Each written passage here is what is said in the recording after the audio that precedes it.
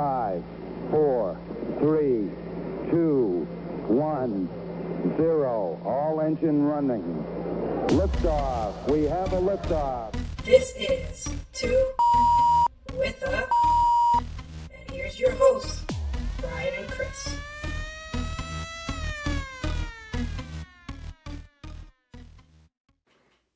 Hey, buddy. Hey, how you doing, man? We are back again. What's up? It's episode, 4? I think it's 4, yeah. It is 4. It's the fourth quarter. We made it. We're here. We gotta, keep going, play a nice full 48 all the way to the end of the whistle, full 60 minutes, whatever it is, all the cliches. Exactly. We're through this freeze that we've had this last month or so. Yeah, it's a little different look. Really dressed for. Little different look for us. We're wearing hoodies in Miami, but we've had... No, it's not just cold. It was freezing. Yeah, it was... It snowed in Tampa. Looking at my phone in the morning, like, no, let me refresh this. This is lying. Yeah, this is it's just pretty cold. I lived in New York and this is still like regular cold, so it's not great. But we're surviving. Our iguanas are not though. All the iguanas are dead. They're yeah. We're out here killing iguanas. We're making them into like sandwiches now or some shit. Tacos. I seen that people are making iguana tacos. There you go. If you guys don't know what we're talking about, just watch the news. It's incredible. I love our city. We take invasive species. Yeah, invasive species. But instead of throwing them away or killing them, we're making tacos. Because we love our people. But we haven't been back since the loss. Oh yes. It was tough, man. That was a tough way for the season to end. Talking about our Hurricanes. Yeah. But in the end, like after a lot of reflection, I came away with what I came away with was they had 3 losses on the year, and the 3 losses were because they beat themselves. Yes, I agree. Folks beat them. They beat themselves. Yeah, they beat themselves every single time. I think at the end of it, I'm very happy with the season, obviously. The year before, we didn't get into the playoff, and this year we did. We wasted Cam Ward his year, and then now we got into the playoff, and we went through the 3 toughest teams in the entire playoffs. Yeah, you can say that. We were a drive away from winning, and we did not play a good game, except for the fact that we played exactly the game we wanted to against Indiana. We held Indiana offense to 20 points, which is what is the winning formula against Indiana. You hold Mendoza to 20 points and you win. And the difference in the game was the special teams, the blocked punt, and that was it. That was the game. Yeah, I mean, the defense did their part. And if I told you, before the game started, Malachi is going to go for 100 yards. CJ Daniel, Mark Fletcher is going to go for 100 yards. Mendoza's not going to throw a touchdown. Yeah. And he's going to throw for less than 200. If I told you all those things, like, yeah, Miami wins the game, but you had the goofy punt block. Which you just can't have. You can't have those kind of things against another great team. And I mean, Mendoza was special as he's been all year, and deserving of the Heisman and all that good stuff. Shout out to Cuba, but he had to be special in order to stay in that game, to win the game. And if you're just talking about the offenses and you take away the block punt, the game is 21-20 Miami. So we played the game we wanted to, just our $4 million quarterback threw an interception. Yeah. And, that wasn't the loss of the game. The loss was the block punt. But, I'm very sad, but I'm very happy, proud of the Hurricanes. And I love that, we're still getting all the players in the portal. And we'll be back next year. Cristobal's been great. He's done exactly what he said he was going to do when he got here. He can, write his own check, like blank check for him for the rest of his career, probably. Yeah. Yeah, I mean, it's pretty somber now that we're talking about it. But yeah, I mean, to Indiana's credit, like Fernando just made all the throws, like all the back shoulder throws that in the Yeah. money downs, like they Yeah, made. that was upsetting. Those two back shoulder throws were upsetting because you knew you were waiting for it all game and you're prepared for it all game, and then He's so elite at it, though. yeah, but I mean the corner both times just I mean, and they were picking on O'Connor the yeah. whole night. Like when they didn't have Lucas for the first half, like they made it a Which point, and they I mean didn't I right hate out of the gate. They were picking on him. stupid NCAA. Why would you like he goes out for the whole game? It was a suspect targeting call, and to begin with, you throw him out of the game, and then you just decide, oh, he's out for the first half. Yeah. And Indiana took advantage of it. You know, Yeah, they targeted him on early in the game. And Fernando was money when it was money time, bro. They converted the 2 4 downs on that drive. You know, the his Heisman moment, stretching over to the end zone, like yeah, he was special. It on was, 4th and 5. Like you just can't have that happen. And you know, they made the plays, and the offense was stuck in neutral the first half. yeah, Uh, Shannon Dawson continued to run it in through the A gap, and they had more 3-and-outs than I want to count. yeah. You I just mean, took the ball in the first half. Like you finally got it together in the second half. Like you got it going. Like, and I remember telling myself like you're gonna have to put this game in Beck's hands I because was a little worried at half. Not worried that we were going to lose, even though we ultimately did. I was worried that the national audience was like, "Oh, this game's really boring," because like 10-3 or something like that yeah, at half, if I remember correctly. And it was just like, I was okay. I was like still positive. Like this is exactly we're holding them to 10 points in the half. Like this is exactly the game you want to play against Indiana. We're doing exactly what we said. Our offense needs to pick it up or whatever. But, and then, man, the second half of that game, well, the score was ended what 27-20. 20. No, it was because Miami covered. I think it was 27-24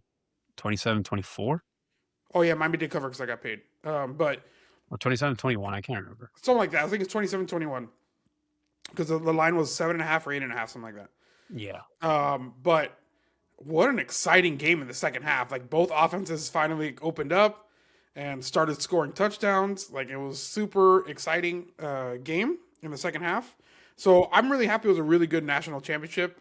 I'm happy for the Canes. Obviously, I'm bummed that we got there and we lost. There's no guarantee we're going to get back, but you know, let's see if it this. was there, man. It was there for the It take. was there. It was there. We lost it. I It would was say there. Indiana was very impressive, but the fact that we held them to so few points and everybody said that they were going to get run over, we covered. Like, what else could The you do? most Except for win? concerning part for me was in the first half. It was that Indiana was out Miami, and that's why I Yeah, was okay. We're in trouble because all we heard and all we were talking about, because you and I specifically talked about like the advantage they had in the trenches and the yeah, size advantage and all that stuff, and it did not look like that in the first half. It looked like Indiana was the one with the size yeah. I advantage, mean, they have a good offensive line, but and UM was not getting any push up front, and it was like, okay, this running game is not going anywhere.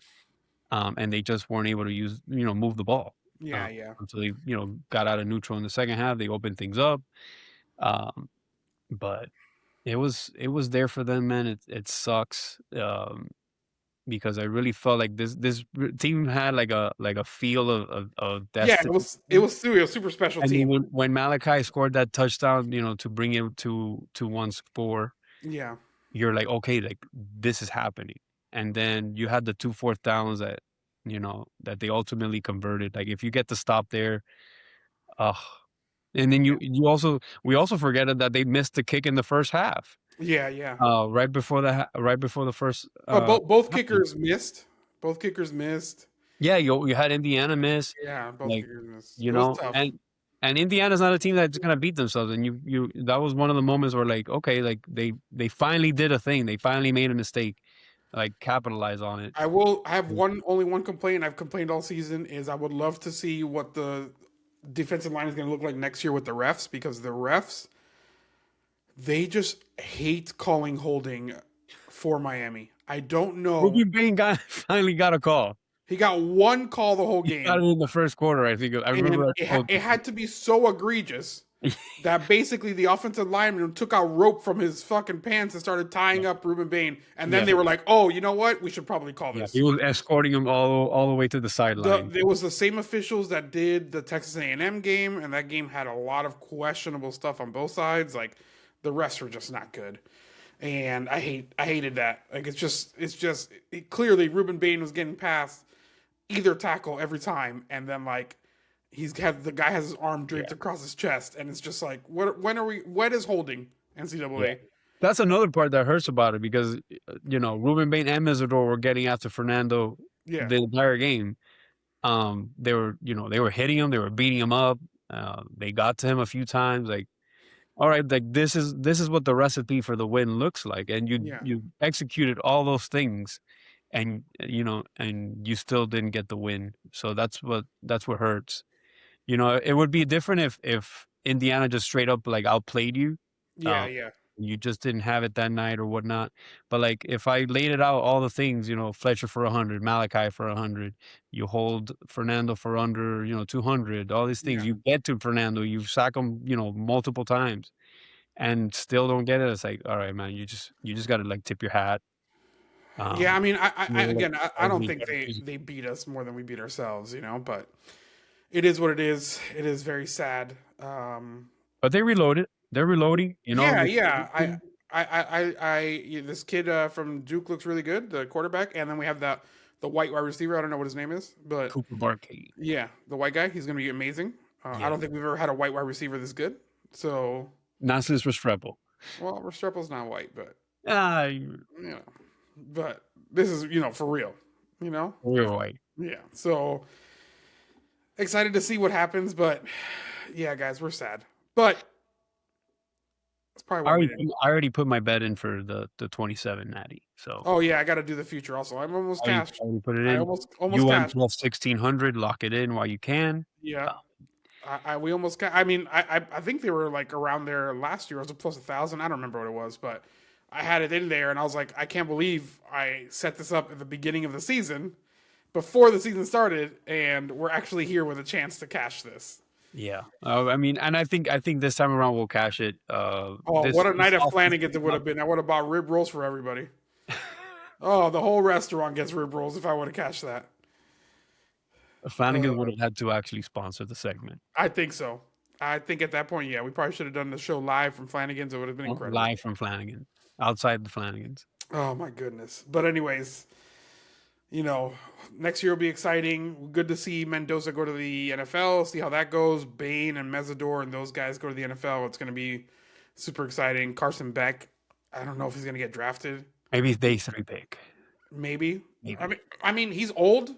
So I think he's a very good backup. Probably he probably can be, but it's just not a good class. Right, it's not. So we'll see. But let's switch gears then, and talk about how crazy this NBA deadline was. Crazy depends on what your definition. A lot of trades. I think this is the most players moved ever in the deadline. I saw some stats like 78 players and like 26 trades, and like maybe 3 trades of consequence. Yeah. We can get the elephant out of the room. This Giannis thing, which by the way, there's. You want to take the lead on that one? Yeah. Let me tell you something. Okay. With this, floor is yours. I'm poo-pooing Giannis a little bit. A little bit. I have my qualms with the Heat, and we'll definitely get to that today. Okay. But Giannis, either ask for the trade or don't ask for the trade. Yeah. Right? That's the first thing. Agreed. Then it's the Milwaukee Bucks started taking calls, and all the reports afterwards were they were never serious. And the night before the trade deadline, they notified everybody they're not going to trade Giannis. Right. Thank you for wasting everyone's time. Exactly. Right? Mm-hmm. Then Giannis puts on Twitter the cherry on top. The Wolf of Wall Street thing. Legends don't chase, they attract, blah, blah, blah. Give me a break. Okay? And this is where break. I'm already he's not on a good list anymore. Now, I'm gonna go full conspiracy now. Because Okay. another thing happened today, also Get out on of my Twitter, ear. where he is now a shareholder of Kalshi, which is the betting company. Is that And allowed? there were bets on that company on whether or not Giannis, they had a bet on their platform whether or not Giannis would be traded.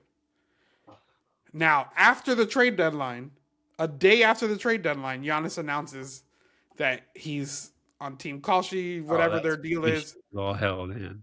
Adam Silver, who, by the way, is the worst commissioner Yeah, ever. no spine. Adam Silver, Fucking lizard man.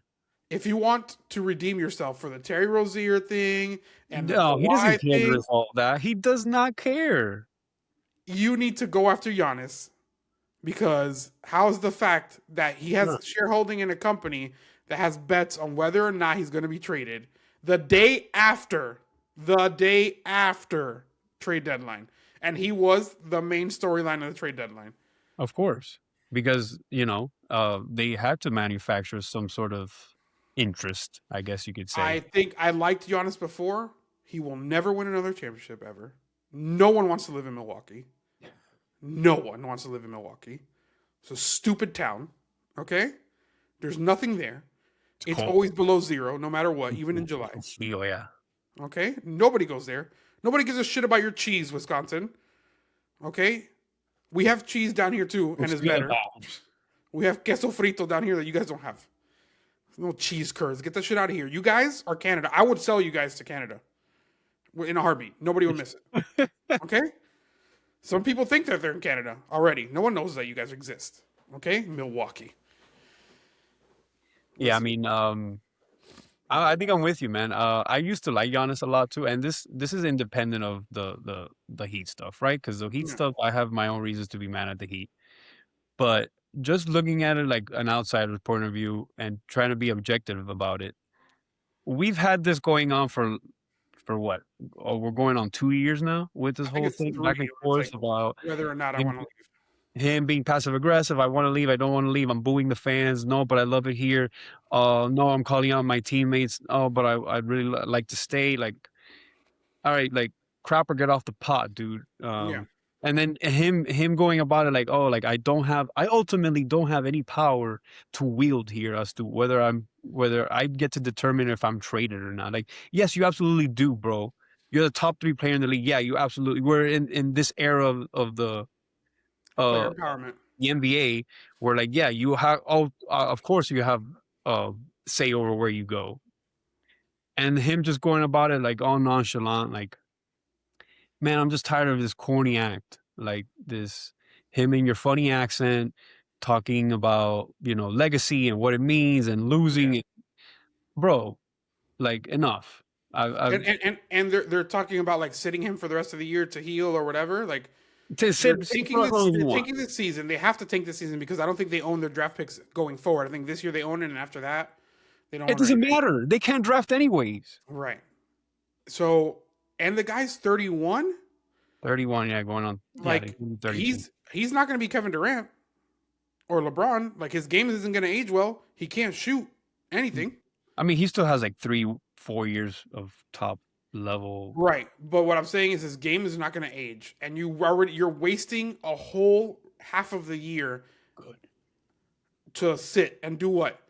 You want To go in the off season so we can do this again and when the season starts because Milwaukee didn't do enough, blah blah blah blah blah. Have at it. Go ahead. Go rot in Milwaukee forever. Have at it. I mean, they can't draft with this shit. They haven't drafted anyone, with shit since they got him. Like you look at their track record of this GM. I don't know his name. His name escapes me right now, but it's fucking brutal. Yeah, It's they've brutal. made terrible choices, terrible trades. Anyone, like you have to be able to draft, and he currently has the worst roster he's ever had. Yeah, with the worst coach, by the way. You have Doc Rivers. Like, where's the saving grace here? Like, oh, we found Ryan Rollins. Oh, we're gonna pair you up with Cam Boozer, maybe. All right, Kyle man. Kuzma. Go win with Kyle Kuzma. Go ahead, see how that works out. We'll get it, man.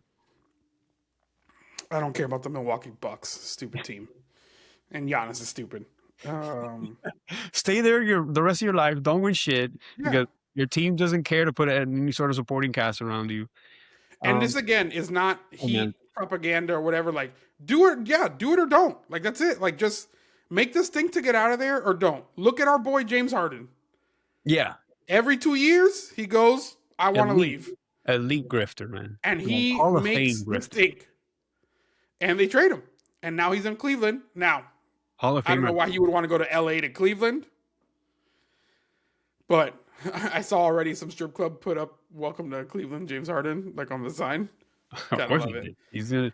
He's gonna be an economic boon over there. Yeah, he is. But that guy, I mean, that's another guy. Like, I don't want to hear anything about him being better than Dwayne Wade or Oh, any no, no. top guard or anything. He comes up small in every single playoffs he's ever played in. Okay. He did, however, he did pass Wade all time in trade requests. So he has 4 trade requests now Yeah. compared to Wade's 3 rings. So Yeah. he does edge him there. So Good for him. applause And to James Harden for that career achievement. and I want to see what happens when, it's just Donovan Mitchell and James Harden battling for the ball against each other because there's only one ball out there and neither of them like to pass. So we'll see how that goes. What else happened? Anthony Davis got moved. Anthony Davis got moved to the Wizards. Like, I'm gonna tell you what about the Wizards. I like it. I like all the yeah, sure, why not? I like all the moves they made. They made, like, obviously they're taking a big risk on the 2 guys that get hurt the most. Obviously, that's like an obvious thing. But that aside, you went the route of trying to acquire draft picks and trying to build that way. That you got a couple small pieces like Alex Sarr or whatever that might be okay. The fact that they were able to make all of these moves without giving up any of their young talent, Yeah. it was really great. So I think they made good moves. And by the way, next season, they're going to be in the play-in or in the playoffs outright in the East. I think so. I mean, I think the moves that they made, Alex Sarr is a really, really good young player. Nobody knows him because he's in the abyss in Washington. Wizards. But Washington is going to be much better with AD and Trae Young. Trae Young was incredible when he had, was it Clint Capella? Yeah, I mean, if you give him That was AD, peak- like he's peak Trae instantly the Young. best player he's ever had to Yeah. play instantly. So it's going to be exciting. I like that they were aggressive. I love teams that go, you know what? This isn't working. Let's do something else. Yeah. And they did that. Yes, they're taking a risk on those 2 players, but they got Trae Young for a bag of peanuts. And they got AD for used peanut shells. Reused. So they still have all their young guys that they've drafted on their team. Like, really great trade deadline for the Wizards. I love it. Yeah, AD doesn't play for the rest of the year. Trae doesn't need to play for the rest of this season. Sit there, draft somebody, and next season, let's see what happens. But I think they definitely have enough to make the playoffs. The playoffs might be a stretch, but I can see the vision, right? You need 38 wins, maybe. Yeah, but it's just that they've been the doormat of the East for like what, a decade now. So Yeah, like I get sure. the upside. There's definite upside, like because you haven't had 2 players like this since Beal and John Wall. And Just think about it. The East is going to like have whoever forever. wins the East next year is like 50, 55 wins max. Yeah, probably. That's it. But for the Wiz, yeah, I think it's a good move. Like there's only you can only go up, right? And so you didn't mortgage all of your future. Like you Right. gave up a couple of like late firsts and some seconds, Yeah. Brady, and you have 2 legitimate stars. Now it's very much contingent on how many games you're gonna get out of AD. Yeah. And Trae, for that matter, he's missed a lot of games as well. But you at least have something to cling on to, and the way that they've maneuvered and flipped their assets from the Bradley Beal trade, yeah. and you've parlayed all of that into AD and Trae Young, like that's good GMing. Yeah, it's You know, great. I think it was great moves. that's I good really GM. like what they did. And so like you instantly go from what, a 20-win team to, you're flirting with a 500 team. Like Yeah. that's good. Which in So the East is enough to make the playoffs. So that's why I think they're gonna be really good. So I really like what they did. They're probably like my biggest winner of the trade deadline, in my opinion. I'd say so. Just from a talent acquisition standpoint, like Yeah. yeah, you absolutely I got think better. huge. Yeah, I mean the fact that they were able to get AD and Trey Young and they didn't have to give up Alex Sarr anywhere Yeah, or you any plethora of picks, like it's wonderful. Excuse me. The Mavericks. that was going to be my next point. I mean, guys, look, I think we cannot judge the team anymore on the Luka trade because it was such a horrendous trade that I read all the things about what they traded AD, so then they showed like this is the full what they got back for the Luka Right, trade. and it's just And brutal. revisiting the Luka trade was Luka, Max Christie, or sorry, yeah, Max Christie to the Lakers, or it was the other way around. Sorry, they traded Luka to the Lakers, and what they got back was AD, Max Christie, and a single first round pick. That's all they got. And I forgot how atrocious it was because I just blocked it out from my mind because I don't care. Like it was just an atrocious trade. But you couldn't. Man, You you can got kill the man. one first Maybe. round pick for Luka. Yeah, that's mind-boggling. One. But I for one am very happy because bleep the Mavericks. So, Yeah, bleep the Mavericks. I understand. bleep the Mavericks. So it's You just traded a generational player, and now you traded the guy that you got back for him for used peanut shells. and they didn't move Daniel Gafford. I don't know why they didn't move him, or maybe they just couldn't find a good deal, whatever. But they didn't move Daniel Gafford. I hope You're Cooper going to Flag. fully rebuild. It'll be fun to see Kyrie play with Cooper Flag. That'll be fun. The kid is actually coming into his own. I think his last 3 games, he scored like 39, 40, and like 40 something. Yeah, he's a beast. I mean, like he's so offensively good at getting to the rim and finishing. Like, yeah, man. Also, the other notable move for me, which is a hilarious move, is the Knicks got Jose Alvarado, New York's own Jose Alvarado. That's a really good move. Yeah, you think so? I think I hate that. Listen, you stupid Knicks fans. Jose Alvarado's not going to help you win anything. Okay. I mean, there is going to be a team there, and I see it now. There is going to be a team out there that's going to be like, how the hell did we lose in the playoffs? That they're going to be like, how the hell did we lose this game to Josh Hart and Jose Alvarado? Yeah, and they're going to lose the game. The Knicks are going to beat someone off just the heart and hustle alone of Jose Alvarado and Josh Hart. And that's going to be and that's fine. They'll give you a game in the playoffs. That's fine. They will. They absolutely will. And that makes a trade worth it, 100 times over. Listen to me, Knicks fans. They're so loud about it. Remember they almost like caused a riot for winning one game in the playoffs last year? Like, listen, guys. It's Jose Alvarado. You do this every time you guys do anything. Like, I don't know why you guys don't learn. Nothing's going to happen to you guys. Nothing is going to happen to you guys. I really want to see them play Detroit again in the playoffs. I think Detroit's going to beat them. I really thought Detroit had a legitimate shot to beat them last year, and it was just one of those things where it's a year early, they're too young, they're still learning how to win together. Yeah. And the Knicks just like out-veteraned them, right? And it still went 6.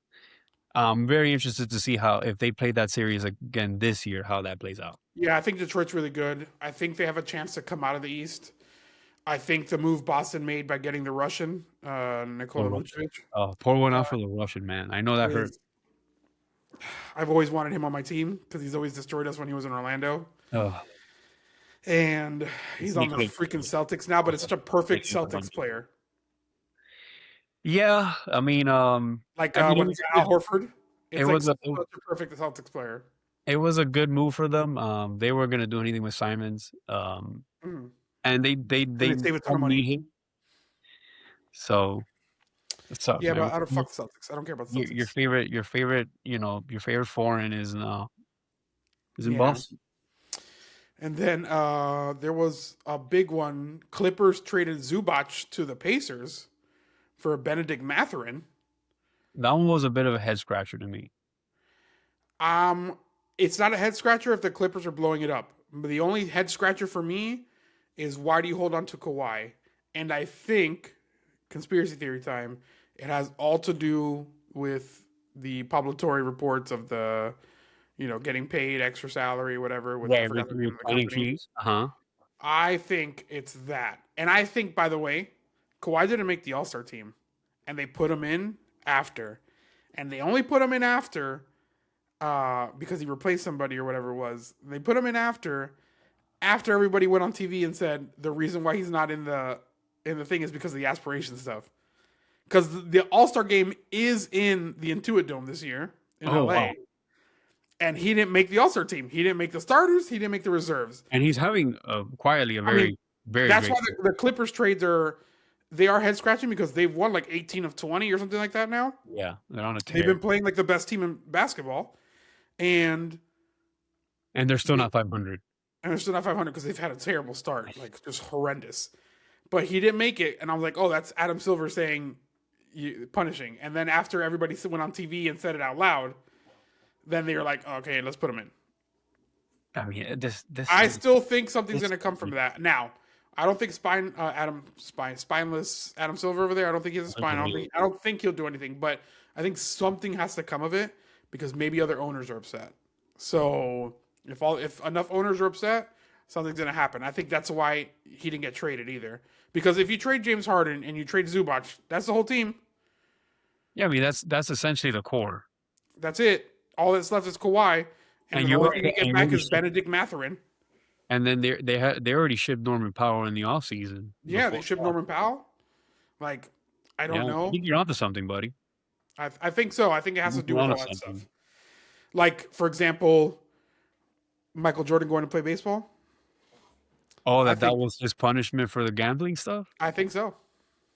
That was when we had a real commissioner. That's how we handled scandals. I mean, that's what I'm saying. I wish, rest in peace, David Stern, but if you were still here, that Giannis tweet would have been taken down very quickly. Okay? And Stern would have suspended his ass for a whole year. You would have shipped him to Minnesota. Say, you wanted no taxes and warm weather? How about you move right next door? Yeah. Nah, you ship him to the Brooklyn Nets. Go live under the New York Knicks shadow while they're still good. But yeah, and I think, good move by the Pacers. Like, Zubac is great center. Yeah, he is. So I think that's really good for them.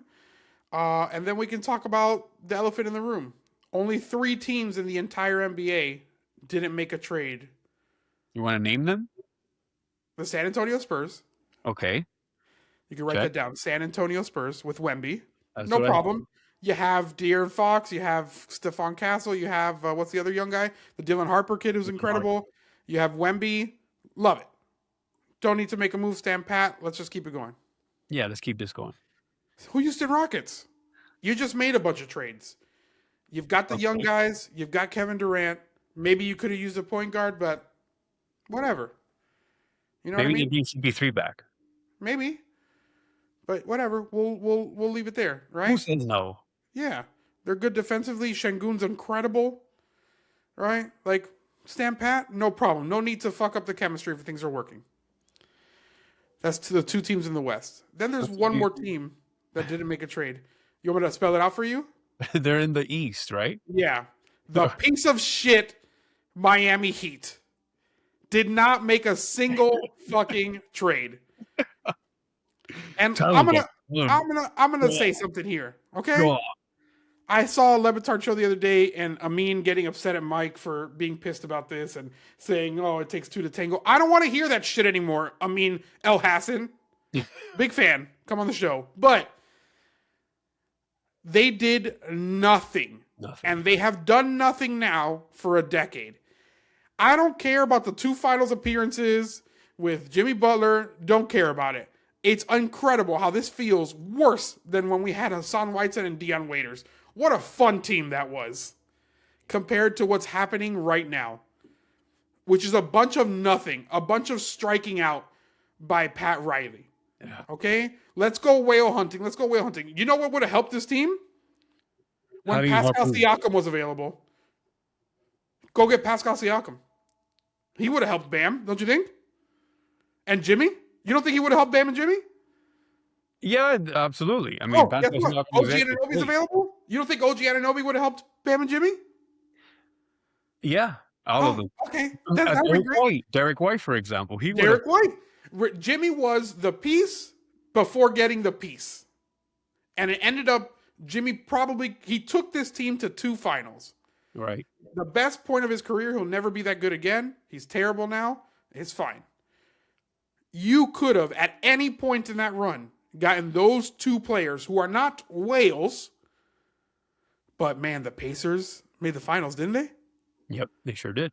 The Knicks made the conference finals, the farthest they've ever been. They were irrelevant before Jalen Brunson got there, and then all of a sudden they get OG Anunoby, make this move, and now you got defense, and of course they had a terrible coach in Tibbs running people to the ground, but that's fine. Any one of those 2 players, we might win a championship. I might have one. Disagree with you. I'm not going to have one. But then you miss on Kevin Durant 3 times. You miss on James Harden. You miss on Kyrie. I don't think they ever wanted James Harden, though. It's fine. You miss on... who else did we miss on? Donovan Mitchell. Damian Lillard. And now we miss on Giannis. Right? And for everybody screaming, it takes 2 to tango, I get it. The Dame thing was kind of nuts. Giannis he's an idiot. Like, all those things, I understand that it takes 2 to tango. But this notion of let's win as many games as possible has bit you in the ass more times than I can imagine. Now we're in 2026. It's been 12 years since LeBron left. And unfairly, our team was looking good. Bosch got the blood clots, and that was terrible. But we were going to compete in the East because we had Wade, Bosch, and Goran Dragic still. And the team was amazing. Bosch's unfortunate health stuff derailed that team, but that team was going to be with LeBron in the East. They would have beat LeBron that year. I'm pretty sure they would have. I'm convinced. Now, fine, that didn't work out, and you go do the Dion Waiters and Hassan Whiteside thing. Right, super exciting new team. It was awesome. Those 4 years were awesome. A couple of lean years, fine. Like, you were in the darkness for a bit, with the Dion Waiters, the Hassan years, and then you were in the 10 years now of all this nonsense, of just doing nothing. To me, you have now you're trying to hold on hope like you're going to get Giannis. Giannis is not leaving Milwaukee. That ship has sailed. No one's going to take Milwaukee serious if they offer him again. Nothing. All right. So instead of and even if you're holding out hope to try to do a deal in June, even if that's the case, get assets. They didn't do anything. I mean, Giannis. They told all the teams Giannis is not getting traded Wednesday evening. Right. You know what? Minnesota made like 2 moves. The Warriors made moves. The Warriors got they got they got a guy with AIDS. But what I'm saying is everybody that was in the Giannis sweepstakes made a move. Allegedly. But they all made moves. Actually, not allegedly. Every team in the NBA made moves except for those 3, and then the only one in the East that didn't make a move is the Heat. As if they're sitting atop the East with 60. Right. Like, we can rest here. There's nothing to be done. You have Wiggins expiring. You probably could have got a first-round pick for him to any contender. Maybe. Norman Powell's an all-star. Expiring contract. Trade him. It's been infuriating because you've had these players where you've had them at peak value, and you've not once cashed in on them. And that's the even more infuriating part. Is like, yeah, we're gonna hold out for Giannis. Okay, great, hold out for Giannis. But while you're doing that, how about you collect some assets, like a couple of picks, some seconds, maybe another first. No. We're gonna hold out for Giannis, but hey, we want Giannis, but we only have $3. Yeah, can we have him? And that's literally been their strategy. Like, okay, we're gonna hold out for this guy, but we're gonna do nothing to exactly. And by the way, now eventually make the move. Like, no. We're just gonna wait here. We're gonna wait for the guy to make a stink and ask Miami, which happened. Yeah, and they still didn't get him. Why? Because here's the thing that is your trade package, and you didn't have enough picks, and now it happened again. Giannis was available, and you still didn't have enough. The most infuriating part, allegedly. the most infuriating part of what you're saying is that we finally have all the young assets. We have Ware, we have Jaquez, we have the young guys that ended up actually being good, that are now legitimate assets. It wasn't just throwing Tyler Hero and the corpse of Kyle Lowry out there, right? It was Tyler Hero, always, but now you have Tyler Hero backed by a ton of assets, right? A ton of young assets that everybody wants. They want Ware, they want Jaquez, right? Well, I don't know about that. I think that's a they little want bit Casparis, but because you have they two have things actual against- assets. Before they didn't have anything though. Before they just had Tyler Hero, but now you have Tyler Hero who made an All-Star game, right? Right, but has been hurt this entire year. That's fine, but he made an All-Star game, right? He's 25 years old, okay? You have Ware and you have Jaquez who's 24 years old, all right? And you have a couple of picks. Like you have the most possible actual assets this time to make a trade. It wasn't enough, Brian. And that's fine. Listen, this is not a Giannis conversation. This is a Miami Heat conversation and how they just do nothing. The fact that you sit there and you can, by the way, you can go get John Morant for pennies. Not even pennies. This value is so low. They're reporting that people were asking Memphis for a pick to take John Morant. Yeah, because he has still like 3 years left on his deal or something like that. So yeah, and he's pretty much viewed as a negative asset. So yeah, you're gonna have to attach something. Which is fine. Especially in this NBA, which we didn't really touch on, but like the rest of the 75 trades that happened that weren't the ones that we talked about were all teams just trying to get under the cap because that's the collective. Well, it's mostly the second apron because the second apron's really punitive with like the losing pick or a pick or whatever. How all these teams are operating now, and it's not like none of these moves you can really describe outside of maybe the AD move and maybe the Harden move as like, okay, we're going for it. Like we're trying to build a team. Everyone was operating out all these trades out of fear, and just trying to save a few bucks. But that's also the thing is that we're never going to get to free agency is not how it used to be anymore. It's never going to happen. And they're still acting as if they're going to get people exactly right. And you know what Pat Riley's doing is just dying. Because he doesn't adapt. Yeah, that's what they're doing. They've told us adapt or die, and then the CBA obviously is not like before. Like we can't just wait for free agents anymore. Stars are not available nowadays like that. You have to have assets. Draft picks are more at a premium now than they have ever been because now the top end guys are going for half the cap. Right. And when you have the guy, like you have to be able to fill out the roster in a cost effective way. Yeah. Because now the CBA doesn't even let you, once you even have a good team, like, all right, great. You're not going to have that team very long. You're going to have it for 2 years, maybe 3, and before you have to recycle and reset the thing all over again. Yeah, I mean, look at Boston. They gave 2 guys $300-something million. You have Derek White, and then a bunch of nothing. Yeah. And what? And Boston is still ahead of you in the standings. Yeah. All of that. They reset. They did like almost a full blown reset at this point. Tatum's blew his Achilles, and Boston is still ahead of you in the standings. Like, if that's not enough to tell you, like, hey, what you're doing is not working, I don't know what is, man. I think Spo is botching the Ware thing. I think he's botching just everything with the team. Hero and what's his name? Norman Powell don't work. Like they don't work together. You don't play Ware and Bam together, which seems to be the best possible lineup, but you never play them together, and you can't play the two guards together. You haven't even played them enough to find out if they're good. Like the sample size isn't good enough to declare one way or the other. We're gonna keep all these freaking pieces for what? Like for what? Because Andrew Wiggins isn't gonna come back. He's not gonna come back. Norman Powell might not come back. He might get paid by some Washington Wizards or something like that. No, they're gonna pay him. The Heat? The Heat are gonna pay him. They better not. He's a million years old. I got news for you, buddy. They better not. But it's like, what are we doing here with these assets? Like, what are we doing? We're not gonna win anything. Yeah. We might not even make the playoffs this year. And you're sitting on all these assets. You're literally the only team in your conference that did not make a single move.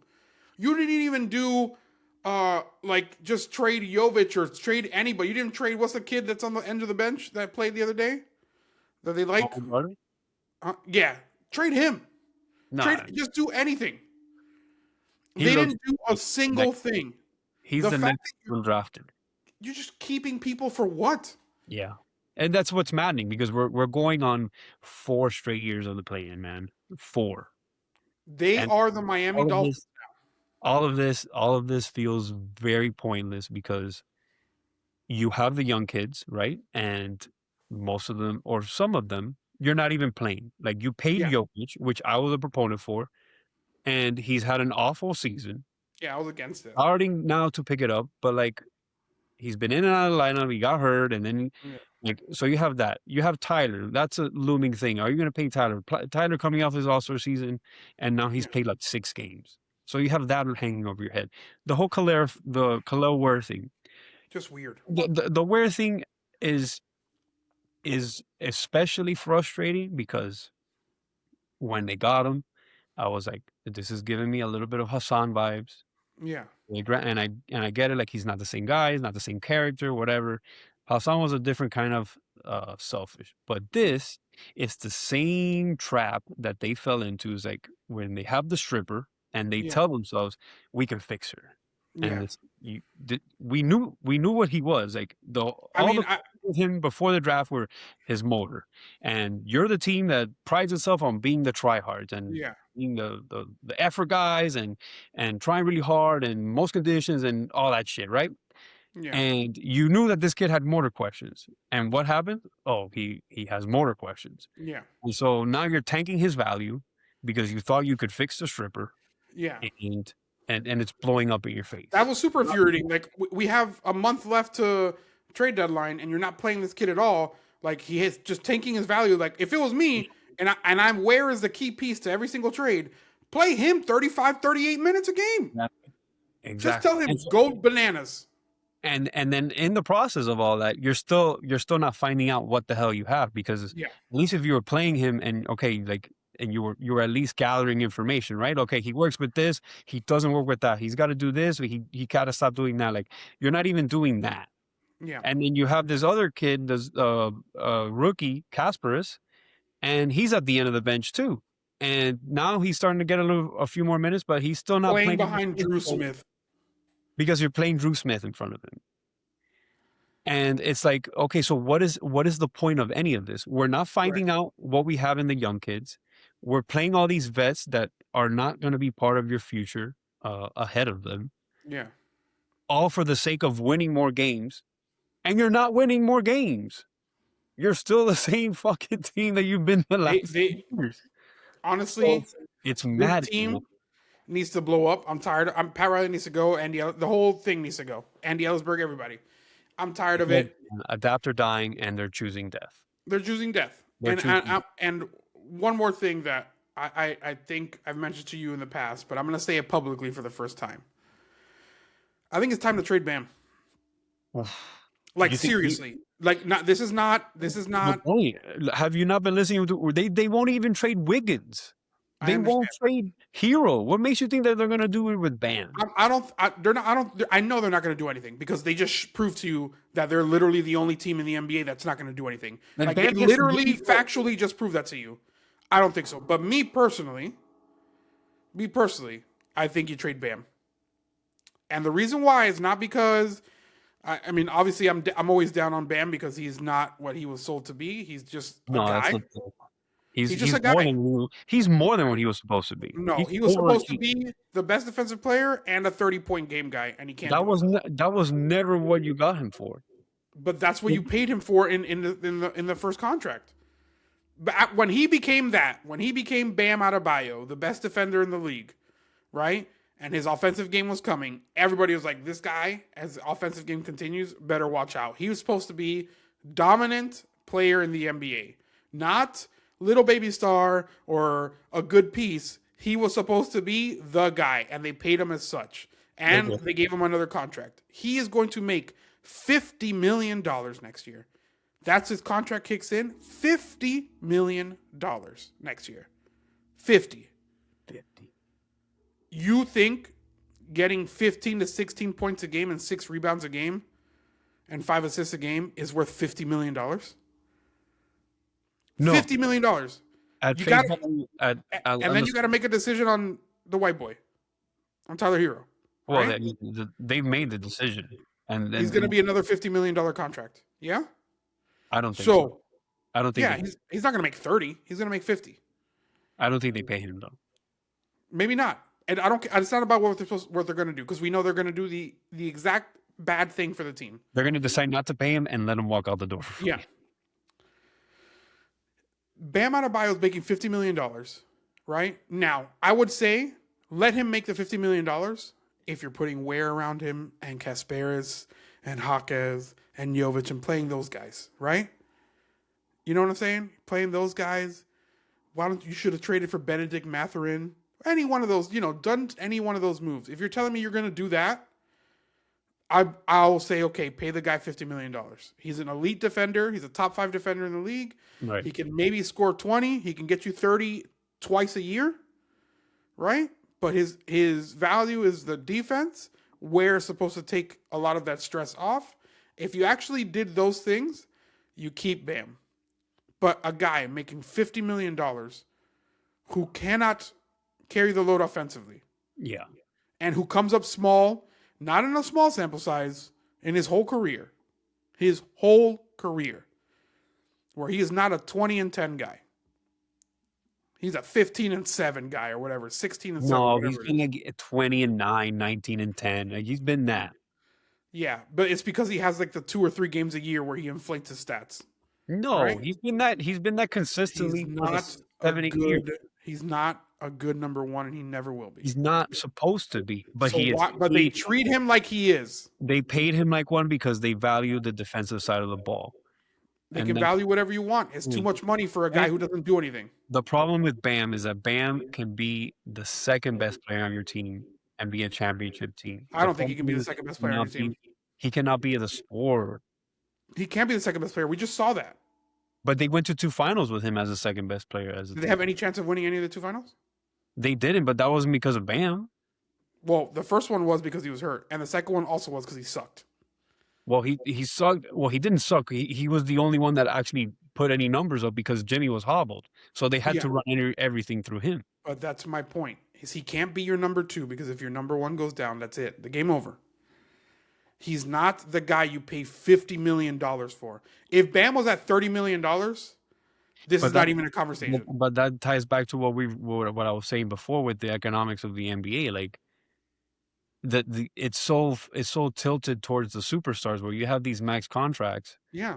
And if you're paying that guy the $50 million, the $60 million now, like, he better be the guy. But he's not. And he's not. But that's why I think you trade him. He's an exception to the rule because his value is on the defensive end. And what you need you don't pay $50 million for that. You just don't. You don't pay $50 million for a guy that just does defense. Absolutely need a scorer next to him, like an absolute bucket. Like him would have been fine with a Kevin Durant or Shea or one of those guys. But you don't get any of those guys. But you don't, because you're not willing to trade Jaquez or Ware or play any of these guys. It just doesn't make any sense. They have zero direction. They are what the Miami Dolphins have been for the last quarter century, right?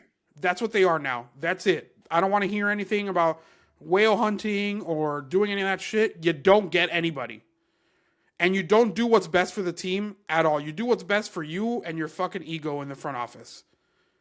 That's all you're doing, because you don't make whale moves and you don't get dolphins or you don't get anything that can help you. Maybe a tuna. They don't get anything. Some tuna. They're not willing to do anything. Like, and that's the thing. The Wizards, to me, were incredible. They go, all right. Yeah, because they nickel and dime their way with the Bradley Beal part. But they were like, all right, hey, and this didn't work. 2 stars. Well, they did the thing. They go, all right, we traded Bradley Beal for a bunch of shit, and we're going to build through the draft. They got Alex Sarr. They got a couple other nice pieces. That's fine. By the way, this isn't really working either after 5 or 6 years, whatever it is. Let's go get some people that are available for pennies on the dollar. And they did that. I love that they changed the direction, right?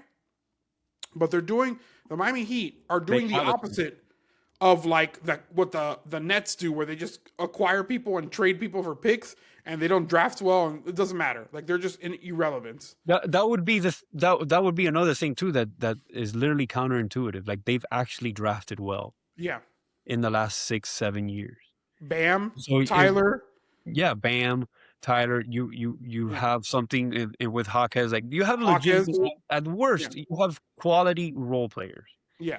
And and you've had these guys that you have no intention of keeping, that are not going to be part of the future, that you've had chances to flip, because the one thing that you have been proven in this new NBA is that you can draft. So Yeah. get assets to draft. Like, I don't understand. Like, you're working against your own selves Yeah. for the sake of what? Because you want to win 38 to 42 games and play the Bulls in the play-in? all fucked in the playoffs because your team is obviously not good enough. Like, that's what's most maddening too. And your pick turned into Cooper Flag. They were never going to get that pick anyways. But no, they were going to be, if they didn't make it, they were going to get number 11. Never gotten any sort of that lottery luck ever. I understand, but I'm saying the pick number 11 with Wade, but that's it. Like, that lottery ball, pick number 11 was for the Miami Heat. And because they decided, let's go get swept in historic fashion in the first round, they missed out on the chance. And by the way, not even just a chance. You're still in the lot. If you would have stayed at 11, you still would have gotten a good player. Like, it's just, they're just going backward. They're just treading water, trying not to drown. It's and a rubber ship.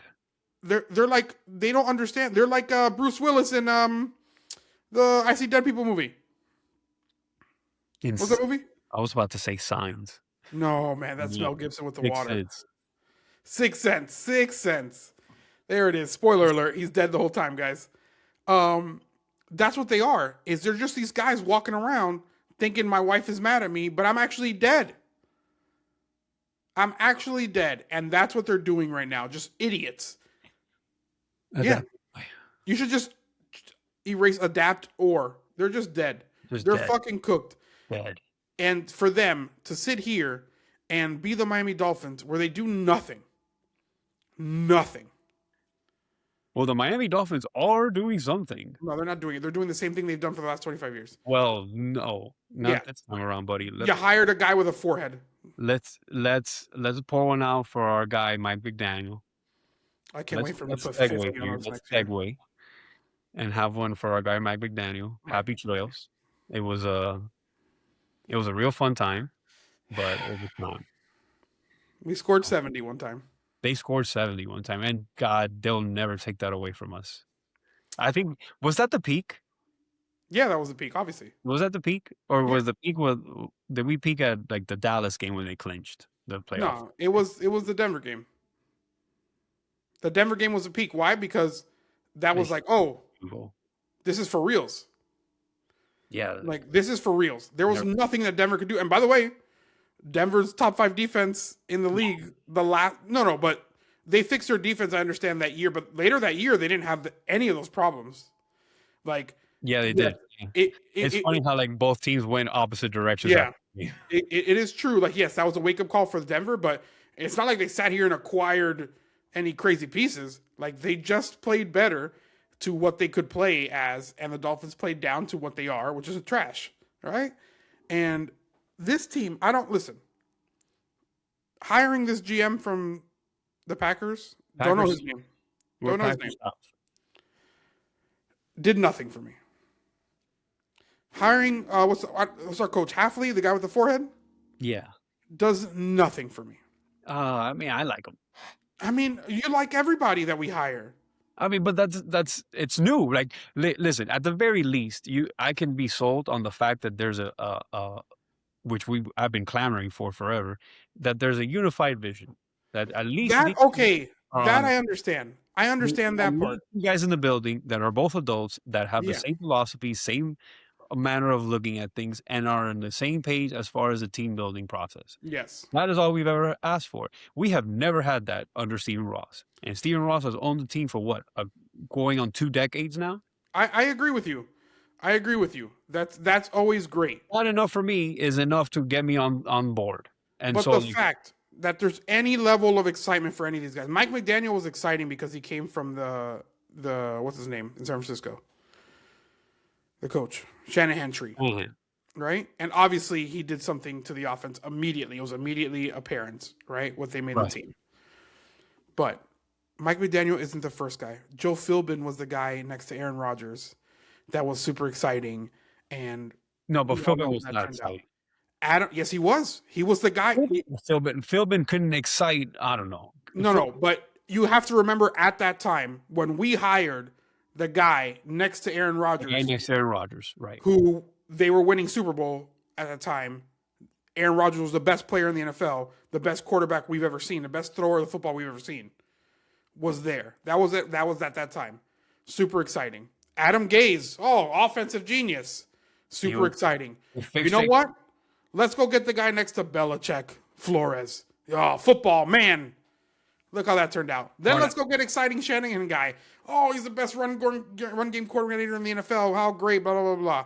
And now we just go back to the Packers. He's not like the other ones in the exciting, excitable fashion. Like, this is a defensive dude. This is a no-nonsense kind of dude. Like, it's just, none of it screams excitement to me. And I don't think anybody should be excited. Maybe that's what they need. Maybe they don't need excitement. And that's we've had every iteration. And this is the part where I always like to slow you down because you sit but I here. haven't even gotten going. No, but you will be. This is you ramping up to start peddling hope to everybody on your stupid little bicycle, and you got the little tassels, and you're ringing your bell, and you're taking your basket, and you're throwing hope at people's doors. And not even like, placing it on the porch. You fucking chuck that thing into our hurricane impact doors. And you're thinking, oh, the police are here. No, it's Christian throwing hope to everybody. It has been, I can't believe you're still here because you cannot do something for 26 years. 26, look at the shirt. You just bought it. And now you just bought the shirt. And 3 months later, he's gone. He's gone. Not even 3 months. But he needed to be gone. Buddy, 26 years of this, of being abused, and you still decide. But hear me out. Throw hope around. I'm not throwing hope. I'm literally, all I've said thus far is that we have two guys with a unified vision. We don't have a transplant GM that was forced on a head coach, or a head coach that was forced upon a GM. Like, that's all we've had since Stephen Ross bought the team. Like, we've had this guy that was forced upon this guy, and then this guy had to work with this guy, but the condition was to work with this. And like, we've had it over and over and over again. This is different. This is different because we have two guys on the same timeline with the same vision, same philosophy. That's it. That's all. I have a quarterback making $55 million who has a baby mush brain. That is a terrible quarterback. That is a problem for tomorrow. That's why nobody wanted this job. That is a problem for tomorrow. Right now, we have a GM in the building and a head coach in the building that are on the same page. Okay, great. That's all I'm saying. That's fine. All I'm saying. And that for me is already an immediate upgrade than what we've had the last 20 years. They don't make me even care about football. I just don't care. Well, like, you're not going to care about football right now. We're 3 days away from the Super Bowl. No, but I'm saying they don't make me care. The Dolphins just don't make me care. There's nothing they can do to make me care. Well, the next season has to start for that to happen. But I'm not going to care. Why would I care? Like, I've never been more right about anything in my entire life. 26 years in a row. Okay, but 26 years in a row. Like, there's no but. Yeah, you say, okay, I apologize, you're right. That's it. I'm not apologizing. 26 years of being correct. Okay?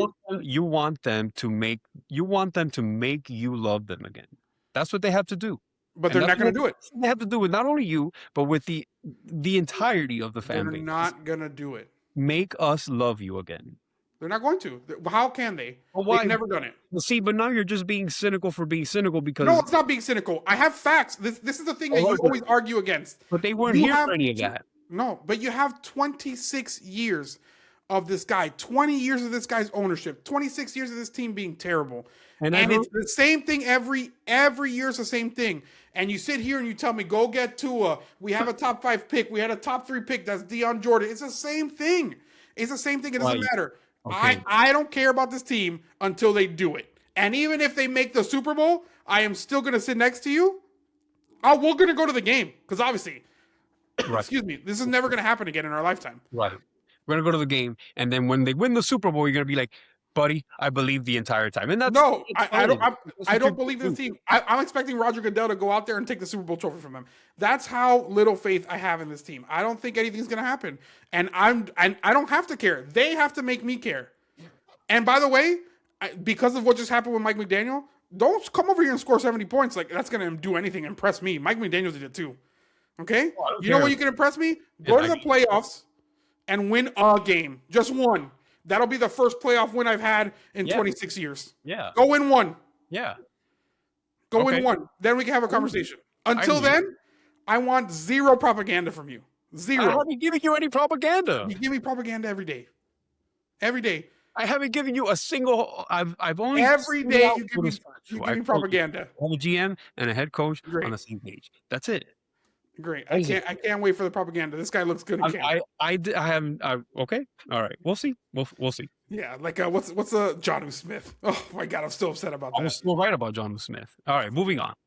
It's terrible. Moving on because we're gonna be here for 3 hours talking about the same thing. Worst team on the planet. Who do you have in the Super Bowl, buddy? It's changed for me.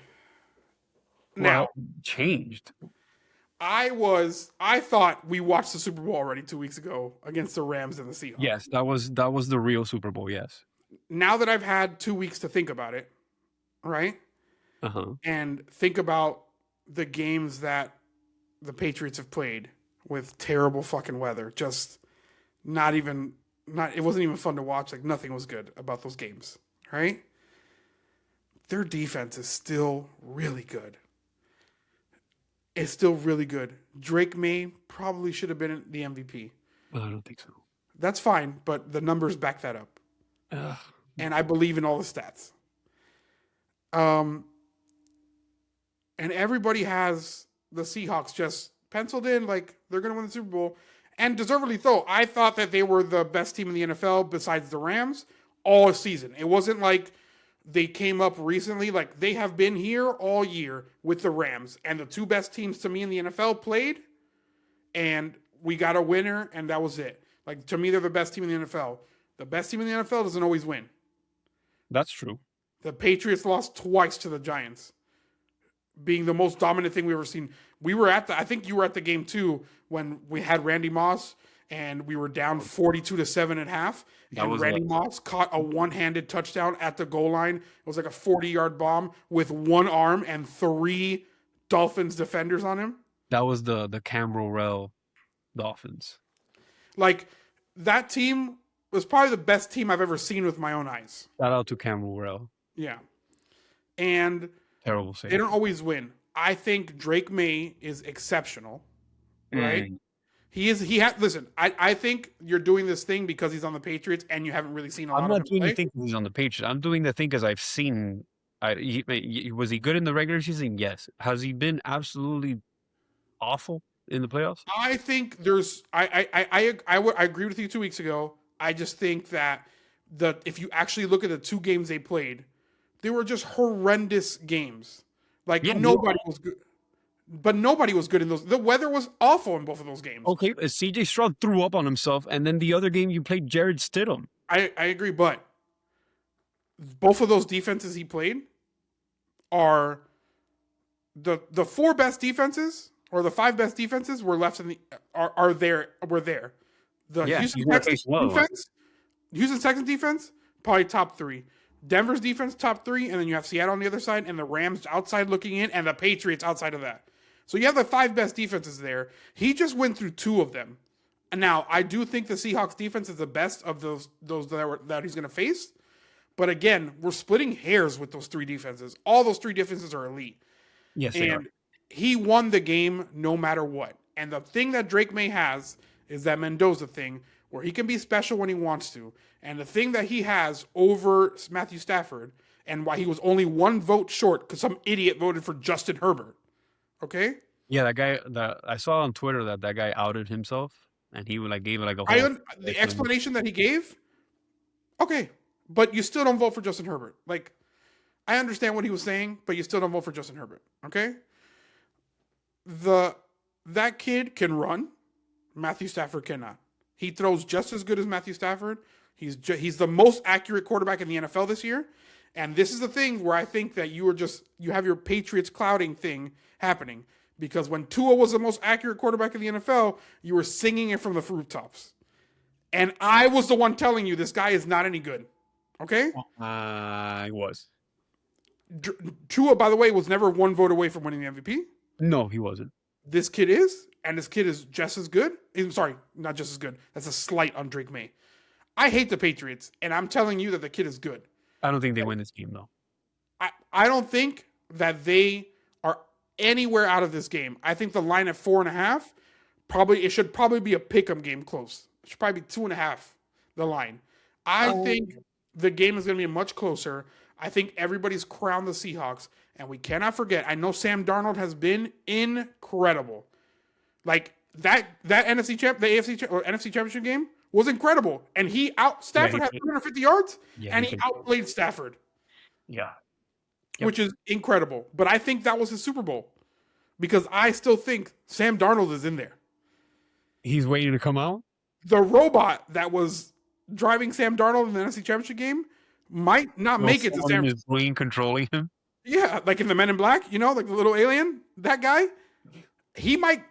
that's too close to the power plant. He might get infected and die. Sam Darnold's got to play by himself, and when Sam Darnold plays, is what happened last year with the Seahawks or with Vikings. Sorry. So, I mean, we probably shouldn't doubt Sam Darnold. But I don't care who wins. I obviously prefer the Seahawks to win. But I don't think it's going to be like, Seahawks are going to win 100%. Like, I think Patriots defense, I think it's going to be I think it has a chance to actually be a good Super Bowl. Like, one of our all-time Super Bowls, because the teams are way closer than people think. I think so too, right? I mean, I favor the Seahawks because, one, they have an elite defense. Yeah. And two, they have Darnold and that running game, humming right now. And coming into this game, the Patriots have just not been any kind of impressive offensively, right? So you have a very cold offense coming in against very, very clicking defense. There is a path for New England, and the one thing that does scare me about the Seahawks is that they are prone to turnovers, and Darnold especially. So it's kind of funny you're saying they have Sam Darnold, but then they have Sam Darnold. I don't think we've ever done that in the Super Bowl about a quarterback. Like where we go, they have Sam Darnold. Because everyone's waiting. Everyone's waiting for the Sam Darnold, the real Sam Darnold to come out, right? Yeah. So like we're all kind of like, okay, Sam Darnold's on, this run and it's a great story and wow, he really overcame the Jets thing and the singing the ghost and he was a punchline and now he's in the Super Bowl. Like, wow, what a story, right? Like what a career arc for this guy, like especially a quarterback to do what he's doing. And then everybody at the same time is kind of saying, Sam Darnold might still be in there. So yeah, we've seen it. We saw it last year. We've seen it this year, even this year with Seattle. I think that's the most likely way that they lose this game.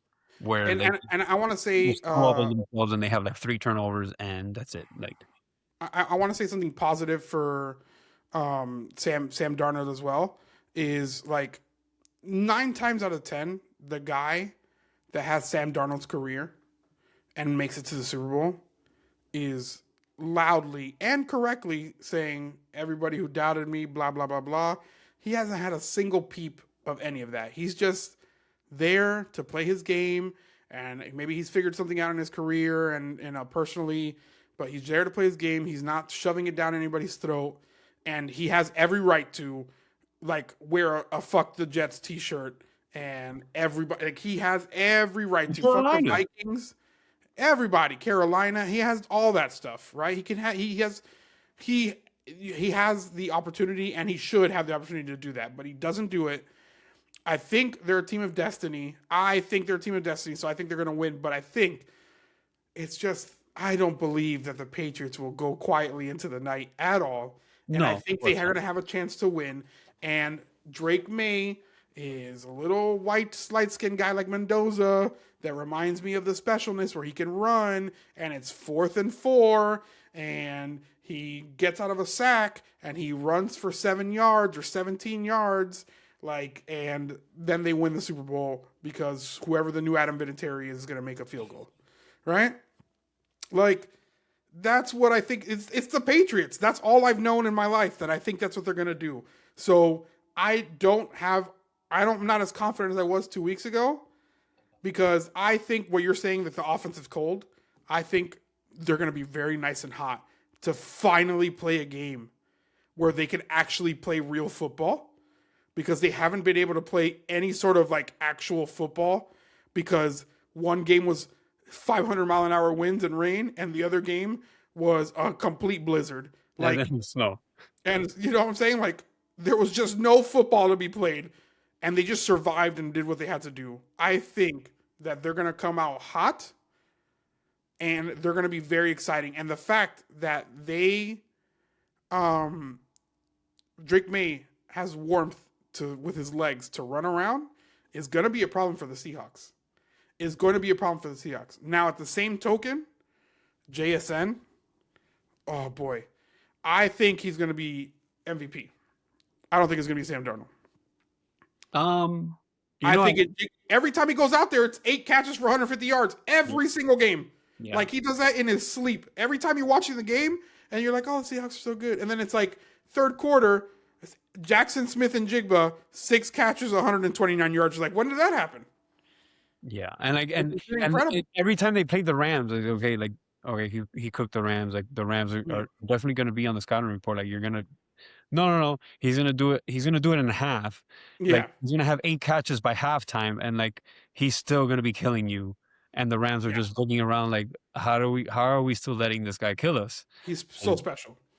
He's been so incredible this year, and he deserves everything. So I don't know. We'll see. But I think it's going to be a good Super Bowl. I'm hoping for a good Super Bowl. You know, I don't like shitty games, so I'm really hoping it's going to be a good game. Yeah. And, you know, I give the edge to Seahawks, but I would not be surprised if Drake made the Super Bowl champion, and then that would hurt me, because here are the Dolphins 26 years later. You had this guy make 11 Super Bowls or whatever it was that the Patriots made, right? They made like 11 Super Bowls, and the Dolphins haven't won a playoff game. Yeah. And here the Patriots are again without Tom Brady, without Belichick. God, Vrabel, who was on those teams, is the head coach. I think if there's anything right in the world, right? The way that the Seahawks have built this team has just been great, right? Like, they've drafted well. John Schneider's a great GM. Like, they had a winning team with Mike McDonald the first year. Mm-hmm. They won 10 games, had Geno, had DK, and Mike McDonald came in with Schneider, and he's like, you know what? We're good, but we need to get better. And they had no problem moving on from Geno, despite the fact that they've had success with him. He's been a winning quarterback there. Mm-hmm. They had DK, a legitimate top guy in the league, moved on from him. And like, and those are the kind of moves that they did, like, fearlessly, and to really get into whatever they wanted to practice. Very sort of Panthers moves, like, just like, we have to make guys kind of good, but we're not great. Like, and we want to get guys that fit what we want to do, what McDonald wants to do, and we want to make Jackson Smith and Jigba a bigger part of the offense, and this, that, and the third. And they did all that, and lo and behold, they become the best team in the league. They've drafted well. You know, they have that whole defense is littered with guys that they got in the draft.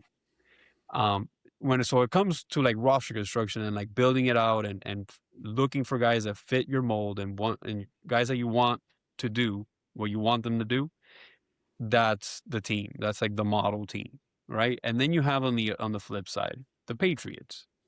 Patriots that were a 4-win team last 2 years. They won 8 games the last 2 years combined. Yeah. And they won 14 games this year alone. They haven't drafted well. They drafted Drake May. Great. They hit on the corner, the Christian. They drafted Christian Gonzalez.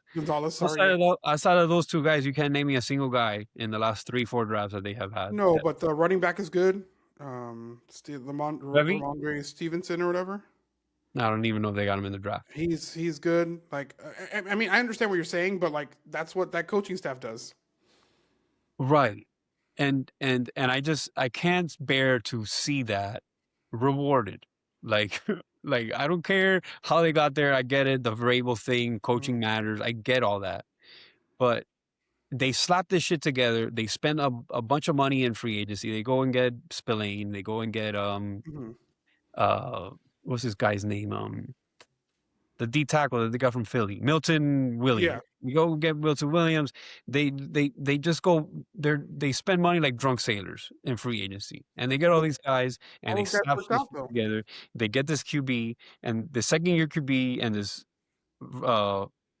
Vrabel as a head coach, the guy with the Patriot way and a former player and this and that, and then they just mosey their way into the Super Bowl. Like, and it just infuriates me. But they were dominant this year, and like I understand it infuriates you I don't because it's think the Patriots, but it's like and they had the easiest schedule in the league. I mean, Did they not? I mean, come on. So Did did the they not, Dolphins. Brian? So did the Dolphins. The Dolphins didn't have the easiest schedule in the league. The Patriots did. That's fine. They played a last place schedule. And listen, they played who they played and they beat who they needed to beat. Right. I'm not trying to take away anything. I am just putting together the list of all the reasons why it's just not fair.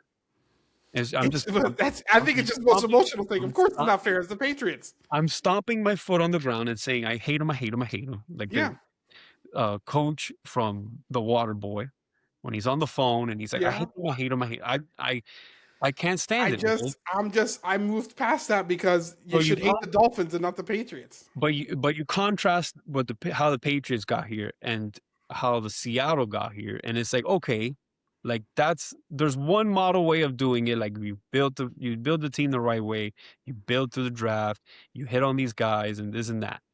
And then you have the slapstick way of the way that the Patriots did it, and it's just like upsetting, man, because it's just like the rich get richer and you know, because I don't even think Pats fans expected this. There's no way they expected this. But you saw what Drake May was. Like you saw what Drake May was last year. Like he was legit. And they won 4 games. Yeah. That's it. I'm just gonna get off of that because like I'm just gonna come off as a big whiner.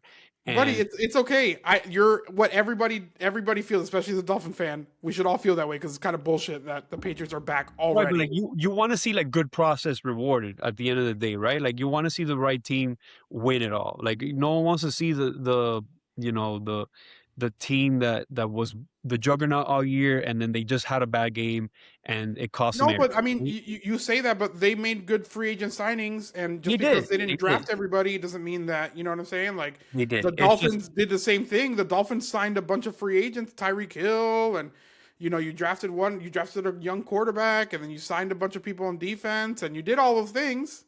That's fair. The Dolphins are the worst team franchise in all the sports. That's all. That's fair. So like that's my soapbox. I just wanted to see a good process rewarded and the right team rewarded. It might still be. I still think the Seahawks are the favorites. So that's me on my soapbox. Why I'm pulling a little bit harder for the Seahawks, more so than just hating the Patriots. And I need to see another Patriots Super Bowl win. Like I need an aneurysm. And I agree. I think that the emotional side will get to me when I watch the game on Sunday. Of like, if the Patriots are ahead, I'm gonna be like, I cannot believe that this is gonna happen. We're staring into the abyss of Josh Allen for the last decade, and now we got to deal with this motherfucker for another 20 years. We just walked out of Brady to walk into Josh Allen to now walk into Drake May. Yeah, and it's like, this is hell. This is hell. Welcome to hell. So we just can't have it. Go Hawks. Hawks by 40, and let's get this thing done. I mean, I hope it's a good game, but yes, let's see. Hopefully the Hawks can win. Sam Darnold doesn't become Sam Darnold, and he doesn't turn into a pumpkin at the end of the night. So, oh, please. We'll see, buddy. But it was fun. I'm glad that we're back. We're back. We just had a short. Anything else that you want to wrap us up with? I mean, we want to do bonus time. We're pretty past, but let's do bonus time. Do it. I mean, we're already here. All right, bonus time. You want to get something out. Go ahead. Go. Bonus time. And I'm going to make this is not emotional argument. This is legitimate argument. Okay. Mario Chalmers. Oh, God. Okay. The greatest number 6 in Miami Heat history. All right. The second best. He's the best Miami 6 in Miami Heat history. Now, Mario Chalmers should be elected to the Basketball Hall of Fame. No. Now, hear me out. This is not Brian making Christian upset because I like to say he's my favorite number 6 of all time. This is legitimately backed with facts. Okay. 1, The Basketball Hall of Fame is the easiest Hall of Fame to get into by a mile. Facts. Okay? We let a bunch of international people in. We let everybody because it encompasses all of basketball. Let's look at Mario Chalmers' resume. boy. Okay? Here we go. National champion. 2008 Kansas. Right. 2-time NBA champion. Yes? 2012 and 2013 with the Heat. Right. He Starting point guard on the Miami Heat. starting point guard, right? Starting point guard on championship teams. Okay. Let's not leave that out. This isn't like 8th guy off the bench. This No. is- Yes. Starting point guard. He was the guy for Kansas. He was the guy in Miami. Oh boy. What have I done? He also won the FIBA whatever European one championship when he went to play overseas. What does he play for overseas? I don't know when that was. He doesn't play there anymore. But he won that championship over there in FIBA, I think it was. It was a FIBA championship. So it counts, right? You can probably look it up for me. But he won that, right? So he has won college, NBA, and international titles. And he's now a Big Three champion because the Miami team just won. Yes, we can't forget the Big Three. He just won the Big Three championship. He won with the Big Three, and then he won the Big Three. Mario Chalmers has literally won At every level. at every level of basketball that he has played in. And he's done all of that by never being a bench player. He won Never. the 2019 FIBA Champions League with Virtus Bologna, which is Serie A basketball. I don't care what everybody has to say about Mario Chalmers and his perception. The guy has won every single place he has played. And he was a key contributor to every single one of those championships. He's been around the block a few times, though. Yeah. He's played with, Game 3, 2012 NBA Finals when LeBron got a cramp. It wasn't Wade. It wasn't Bosch that stepped up. Mario Chalmers had 25 points, I think it was. It was Mario In Chalmers. an NBA Finals game. Okay? NBA Finals against Durant, Harden, and Westbrook. While LeBron was there sucking air with his stupid cramp. He signed for AEK Athens in Greek Basketball League in 2020. He signed with another Greek basketball, Aris Thessaloniki. Mm-hmm. And then he played for Los Indios de Mayagüez in What the hell's that? Baloncesto Superior Nacional. Okay. Nacional. I'm trying to see what league that pertains to. Sounds like Argentina. That is the Puerto Rican League. Oh, okay. Puerto Rican. That's all right. Okay, so he's been around. I'm just saying, a guy who wins that much, and he's won at every level. He's won at every in level. the easiest basketball Hall of Fame to make into, that people make it in for way less. Like, I don't think we reward careers like that enough. The guy has been not just a guy who, wins a title on the bench in his career. He has been the reason for winning multiple times in his career. Or at least a key contributor in the winning. Yeah, but I mean, he won the national title. Yeah, against Derrick Rose, who was the MVP in the league. Yeah, he did. Undeservedly so. But it's fine. Like, I understand your campaign. Put him in the Hall. I don't think you can put him in the Hall. Not seriously. I just don't think he has the resume. Like, what do you mean he doesn't have the resume? I just told you. But you need some numbers. Like, we can't just put anyone who wins a bunch in the. Like, we can't put It's Robert the Basketball Hall of Fame. Is Anybody Robert makes the Hall of Fame. Huh? Is Robert Horry? Yeah, I think he's in the Hall of Fame. There's no way. Yeah, I'm pretty sure he's in the Hall of Fame. Robert. Is Robert Horry Hall of Famer? Because at the end of the day, he might not be. You still have to put up some numbers. He was nominated in 2025. No, he can't get in. We just can't. We have to draw the line somewhere. We can't just let everyone in. But that's what we do. And I think he should be considered like Robert Horry. Like, he should be considered because Robert Ory was also his nickname is Big Shot Bob, guys. Like Big Shot Bob. he won 7 titles. The Bob. Like at some point you got to put the guy in. Topped out in his NBA career at 10.8 points a game. I think he holds the record for steals in a game for Miami. I think he still does. Yes, he does. And I believe he still holds the record for most threes in a game for the Miami Heat. Yeah, I mean, I just think the guy deserves it. He loves basketball. He's played everywhere. I think it's one of those guys that you reward. I empathize with your campaign. I support it. I just don't think this is getting anywhere, though. No, but maybe we can start it. Start the petition? I think so. I think the guy deserves it. He put up with a lot of shit here. I think he deserves it. He's won everywhere he's gone. He's beat people. He took a step back for LeBron. He changed his number and took a step back for LeBron, just as much as Wade and Bosch did. Because of LeBron's ego. Yes. He beat a future MVP of the league in college in his face. In his face. Yeah, he scored 25 points in an NBA final with a team, with his teammates being LeBron James, Dwayne Wade, Chris Bosh, Mike Miller. Right? Was it with Ray Allen? No, that wasn't with Ray Allen.